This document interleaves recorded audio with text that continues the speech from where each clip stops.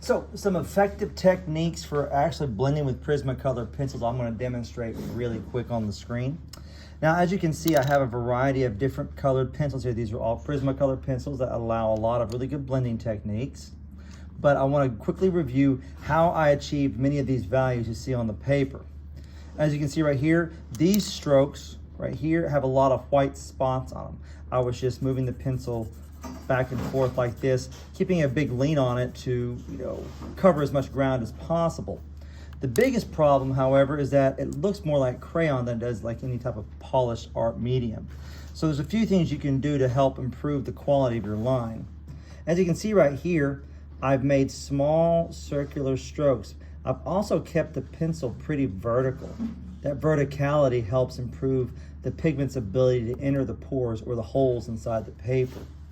Another thing you can do is burnishing.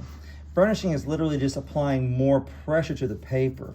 As you can see right here, I've got a very opaque finish on the colored pencils because I burnished pretty hard. The problem with burnishing is once you do it, there's not much you can do about it other than put a spray fixative on top. So burnishing is going to be the last thing you do if you have to do it.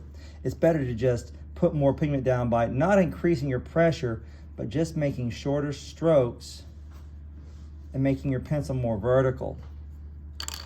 Right here, I've blended a few warm colors together because I want to demonstrate how these various blending techniques can be polished out. Right here, I used a white Prismacolor pencil to go ahead and burnish a little bit on top of the already applied pigment on this round shape. It does make the pigment lighter, so there's also this thing called a colorless blender from Prismacolor. You can apply the same method of burnishing and putting more pressure on top of the pre-existing pigment to create a more opaque finish. You also have the option of using alcohol. Right here on the screen, I'm demonstrating with 90% isopropyl alcohol. It's just the stuff you get over the counter. I have it in this green lid. I've taken a Q-tip or a cotton swab, and by applying it on top of the pigment, what it's doing is it's actually melting the wax down and blending it together without really altering the surface of the paper very much.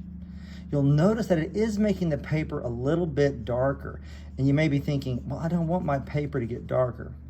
Alcohol, unlike water, will evaporate really rapidly, and so all of that darkness, when it's gone, you'll have melted pigment that's been blended together without burnishing the paper.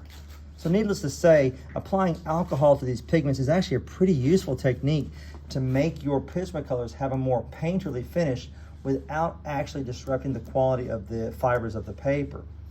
The big issue with alcohol is that you do have to let it dry a little bit before you put more pigment on top because you don't want to tear the paper.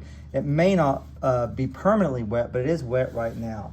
So I hope this information is helpful.